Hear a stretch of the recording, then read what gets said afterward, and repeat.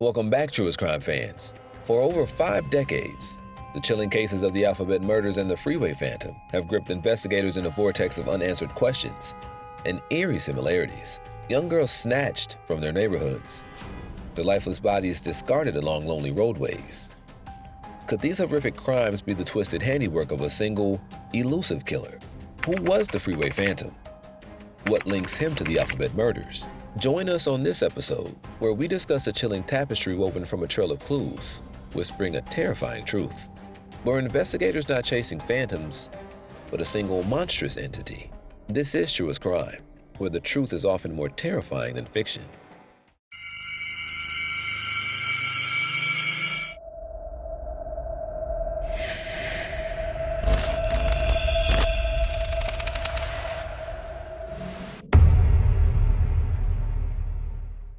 Back in the early 1970s, from 1971 to 1972, a serial killer emerged in Washington, D.C., known as the Freeway Phantom. Over 17 months, he abducted and killed 6 black girls aged 10 to 18. It took 4 murders for police to connect the cases.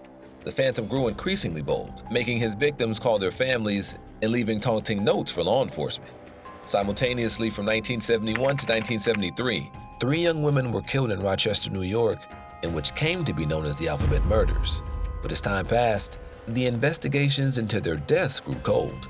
Even with new tools like DNA testing and better ways to understand criminals, the puzzle remains unsolved. This means the person responsible might still be out there. The Freeway and Alphabet murders took place in this order. In April 1971, 13-year-old Carol Denise Spinks went to the local 7-Eleven with $5 to buy TV dinners for her family. She never made it back home. 6 days later, her body was discovered beside the I-295 freeway, sexually assaulted and strangled. It's believed she was kept alive for days before her murder.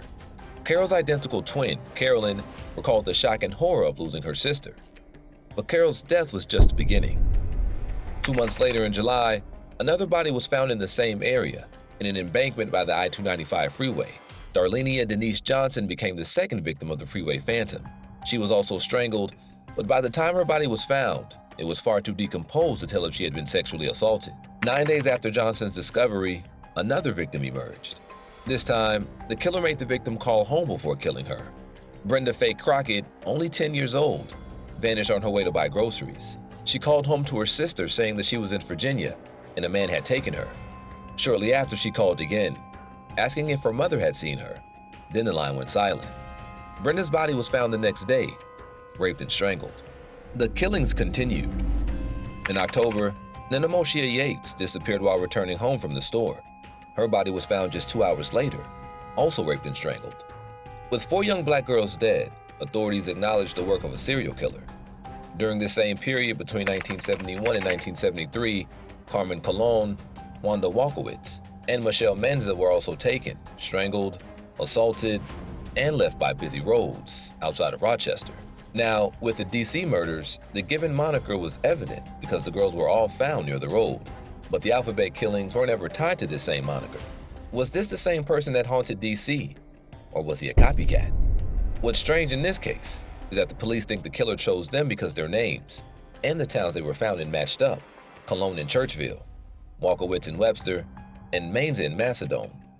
This led to the scary nickname, the Alphabet murders. These girls had more in common than just their matching names and towns. They all came from families struggling with money, had missing or dead fathers, and all of them were close to home when they disappeared. Meanwhile, the 5th Freeway victim, 18-year-old Brenda Denise Woodard, vanished on her way home from school. Her body was discovered the next day, strangled with multiple stab wounds, and a note in her pocket bearing a chilling message. This is my tantamount to my insensitivity to people, especially women. I will admit the others when you catch me, if you can. The very next day after Brenda Denise's murder, the first Alphabet murder took place. Carmen Colon was just 10 years old and lived with their grandparents in Rochester. She was Spanish-speaking and often helped her grandpa with errands. On November 16, 1971, she went to a pharmacy to pick up medicine for her grandpa, but she never returned. The last time she was seen, she was naked from the waist down, running from a car by the side of the road. Unbelievably, she's seen by multiple passerbys, but for some reason, no one stopped to help. Maybe they were in a hurry and didn't want to get involved. But it's haunting to know that her murder likely could have been prevented. One thing to note is that there weren't cell phones back then to call for help quickly. Some of them later came forward as witnesses to her last sighting, and they regretted not stopping to help her. 2 days later, two teenage boys riding bicycles near Churchville, about 35 miles southwest of Rochester, discovered her lifeless body without clothes in a ditch next to a road. At first, they thought it was a broken doll, as said in newspaper stories. The autopsy showed she had been raped and strangled, and similar to the Freeway murder victims, whose bodies were also found by the roadside. In September 1972, nearly a year later, the last Freeway Phantom victim, Diane Williams, was abducted, murdered, and dumped along the freeway. 7 months later, Wanda Walkowitz was the second Alphabet victim, 11 years old when she died.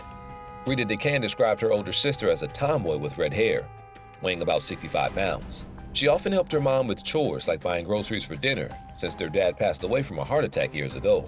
On April 2, 1973, at 11 years old, Wanda walked alone to the grocery store on the east side of Rochester around 5 p.m. According to the store owner, she bought groceries and started walking north on Conkey Avenue. Someone saw her near the market about an hour later, holding her groceries and pausing by the door of a car that had stopped. The next day at 10:15 a.m., a New York State trooper found her fully clothed dead body at the bottom of a hillside in the rest area off State Route 104 in Webster, about 15 miles northeast of her home.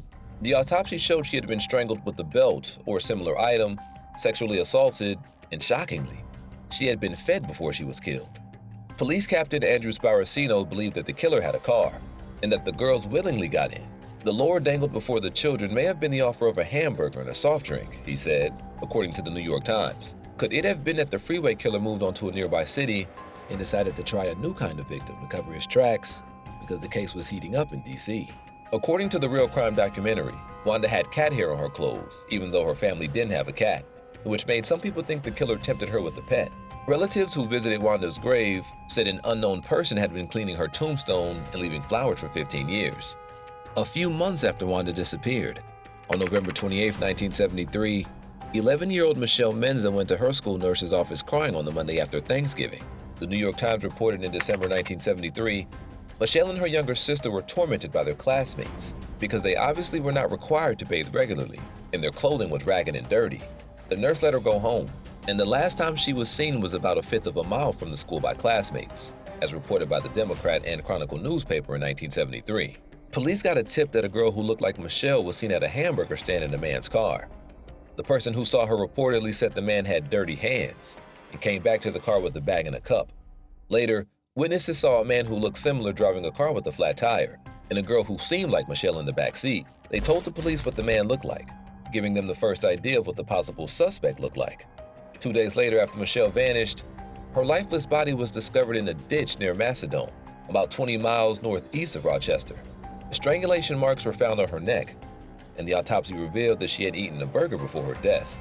Steve Manza, Michelle's brother, revealed to the Democrat and Chronicle in 2009 that their uncle had offered Michelle a ride on the day she disappeared, which she declined. It was shortly after he left that someone else must have picked her up. My uncle blamed himself for not giving her a ride, Steve shared. Coincidence or murder pattern? The Alphabet murder and the Freeway Phantom killings share a number of eerie parallels that suggest they could be connected to the same perpetrator. Both cases involve the abduction and brutal murders of young girls, ranging from ages 10 to 18, who were snatched from their own neighborhoods. The victims' bodies were then callously discarded along roadways and freeways, their remains bearing similar injuries that hinted at the killer's violent tendencies. This modus operandi of targeting vulnerable children from their communities and leaving their bodies in such a brazen manner points to potential shared motivations and methodologies of the offender. Perhaps most hauntingly, the timing and geographic proximity of these crimes further fuel speculation of a link. The Alphabet murders unfolded in Rochester, New York, between 1971 and 1973, while the Freeway Phantom's reign of terror took place in the Washington, D.C. area from 1971 to 1972. With the two cities located a relatively short distance apart, the overlapping time frames raised the chilling possibility that a single, mobile killer could have been traversing the region and perpetrating both strings of murders. The fact that these cases remain unsolved to this day, with the true identities of the killers still shrouded in mystery, only deepens the intrigue. surrounding whether law enforcement may have been hunting one depraved mastermind all along. Despite decades of investigation, the cases remain unsolved. At one point, suspicion fell on Michelle's uncle, Miguel Colon, but he took his own life in front of police after a family dispute. However, his family maintains his innocence. Kenneth Bianchi, infamous for the Hillside Strangler killings in Los Angeles, was once considered a suspect, but a palm print found on Michelle's body didn't match his. Some still speculate about his involvement. Joseph Nazo, known for targeting women with matching initials, was convicted of murders in California, including one victim who eerily had the same name as Carmen Colon. However, DNA evidence doesn't link him to the Rochester killings. In 2009, police even exhumed the body of a firefighter suspected of being a serial rapist to compare DNA, but the case remains cold with no new developments. The suspects in the Freeway Phantom killings varied. Robert Askins, who had served time for killing a sex worker, was considered. However, no evidence tied him to the Phantom's victims. Another theory involved the Green Vega gang, but again, no conclusive evidence connected them to the Phantom's crimes. Despite the investigations, the Phantom's identity remains elusive. Over the passing years, the investigation into the Freeway Phantom stayed active. In 2009, DC police admitted they had misplaced the case file. Evidence crucial to solving the crimes, including potential DNA from the Phantom, was nowhere to be found. Maybe it's tucked away in some forgotten box, mused Detective Jim Trainum. Who knows? Despite this setback, detectives persisted, working to reconstruct the lost files. The $150,000 reward offered for information in the case remains untouched. The devastating loss left families grappling with grief. "We were shattered," recalled Wilma Harper, the aunt of Diane Williams. At first, it didn't feel real that she was gone. But soon the truth hit hard. Harper established the Freeway Phantom organization to provide support for friends and family of murder victims. The families of the 6 girls found solace in each other's company. "In the beginning, I couldn't bear to talk or even look at photos," shared Mary Woodward, Brenda's mother. "People say that they understand, but unless they lived it, they can't truly comprehend. Connecting with others who shared similar experiences helped me cope."